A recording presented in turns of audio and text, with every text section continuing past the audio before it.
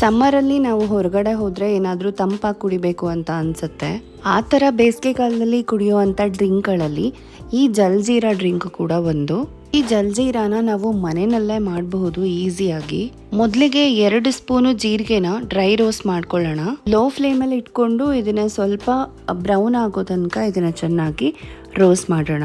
ಹಾಗೆ ನಾವು ತಿಂದಿರೋ ಊಟ ಡೈಜೆಷನ್ ಆಗಲಿಲ್ಲ ಅಂತ ಹೇಳಿದ್ರೆ ಜೀರಿಗೆನ ತಿಂದರೆ ಡೈಜೆಷನ್ಗೆ ಹೆಲ್ಪ್ ಮಾಡುತ್ತೆ.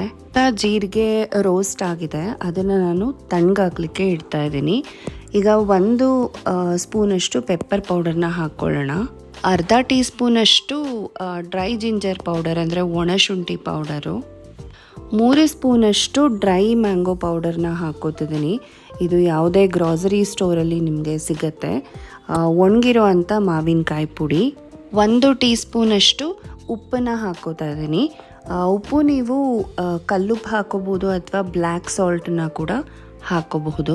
ಈಗ ರೋಸ್ಟ್ ಮಾಡ್ಕೊಂಡಿದ್ವಲ್ಲ ಜೀರಿಗೆ, ಆ ಜೀರಿಗೆನ ಕೂಡ ಹಾಕೋತಾ ಇದ್ದೀನಿ.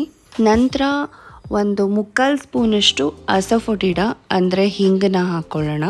ಹಿಂಗನ್ನ ನಾನು ಪೌಡರ್ ಫಾರ್ಮಲ್ಲಿ ಇರೋದನ್ನ ಹಾಕೋತಾ ಇದ್ದೀನಿ. ಈಗ 1/4 ಸ್ಪೂನಷ್ಟು ಖಾರ ಪುಡಿ ಸ್ವಲ್ಪ ಕಮ್ಮಿ ಹಾಕೋತಿದ್ದೀನಿ, ಯಾಕಂದರೆ ಇದು ತುಂಬಾ ಖಾರ ಇದೆ. ಖಾರ ಕಮ್ಮಿ ಇರೋದಂದರೆ ನೀವು ಕಾಶ್ಮೀರಿ ಚಿಲ್ಲಿ ಪೌಡರ್ನ ಕೂಡ ಹಾಕೋಬಹುದು. ಈಗ ಅದನ್ನು ಗ್ರೈಂಡ್ ಮಾಡಿಕೊಂಡು ಫೈನ್ ಪೌಡರ್ ಮಾಡಿ ಇಟ್ಕೊಳ್ಳೋಣ. ಈಗ ಮತ್ತೆ ಗ್ರೈಂಡ್ ಮಾಡ್ಕೊಳ್ಳೋಕ್ಕೆ ಕೊತ್ತಂಬರಿ ಸೊಪ್ಪು, ಪುದೀನ ಹಾಕ್ಕೊಳ್ಳೋಣ ಫ್ರೆಶ್ ಆಗಿರೋದು. ಹಾಗೆ 1 ಚಿಲ್ಲಿ, ಜಾಸ್ತಿ ಹಾಕ್ಕೊಳ್ಳೋದು ಬೇಡ, ತುಂಬ ಖಾರ ಆಗಿಬಿಡುತ್ತೆ. 1 ಮೆಣಸಿನ್ಕಾಯಿ, ಹಾಗೆ ಸ್ವಲ್ಪ ಶುಂಠಿನ ಹಾಕ್ಕೊಳ್ಳೋಣ. ಈಗ 2 ಟೇಬಲ್ ಸ್ಪೂನಷ್ಟು ಜಾಗರಿ ಅಂದರೆ ಬೆಲ್ಲನ ಹಾಕ್ಕೋತಾ ಇದ್ದೀನಿ.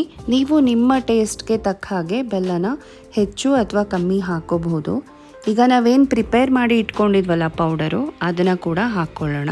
1 ಟೇಬಲ್ ಸ್ಪೂನ್ ಹಾಕಿದ್ರೆ ಸಾಕು. ಮಿಕ್ಕಿದ್ದನ್ನು ನೀವು ಒಂದು ಏರ್ ಟೈಟ್ ಕಂಟೈನರಲ್ಲಿ ಸ್ಟೋರ್ ಮಾಡಿ ಇಟ್ಕೋಬಹುದು. ಈಗ ಸ್ವಲ್ಪ ನೀರನ್ನ ಹಾಕ್ಕೊಂಡು ಇದನ್ನು ಗ್ರೈಂಡ್ ಮಾಡ್ಕೊಳ್ಳೋಣ. ನಾನು ಮಾಡಿರೋ ಡ್ರಿಂಕು 2ರಿಂದ 3 ಕಪ್ಪಷ್ಟು ನಾವು ಪ್ರಿಪೇರ್ ಮಾಡಬಹುದು. ಕೋಲ್ಡ್ ವಾಟರ್ನ ಹಾಕೋತಾ ಇದ್ದೀನಿ, ಯಾಕಂದರೆ ತಣ್ಣ ಕುಡಿಲಿಕ್ಕೆ ತುಂಬ ಚೆನ್ನಾಗಿರುತ್ತೆ. ಹಾಗೆ ನೀವು ಐಸನ್ನ ಕೂಡ ಹಾಕೋಬಹುದು, ಐಸನ್ನ ಗ್ರೈಂಡ್ ಮಾಡ್ಕೊಳ್ಳೋಕ್ಕೆ ಕೂಡ ಹಾಕೋಬಹುದು. ಈಗ ಜಲ್ಜೀರಾ ರೆಡಿಯಾಗಿದೆ. ಈ ರೆಸಿಪಿ ನಿಮಗೆ ಇಷ್ಟ ಆಗಿದ್ರೆ ಈ ವಿಡಿಯೋನ ಲೈಕ್ ಮಾಡಿ, ಶೇರ್ ಮಾಡಿ, ಕಮೆಂಟ್ ಮಾಡಿ.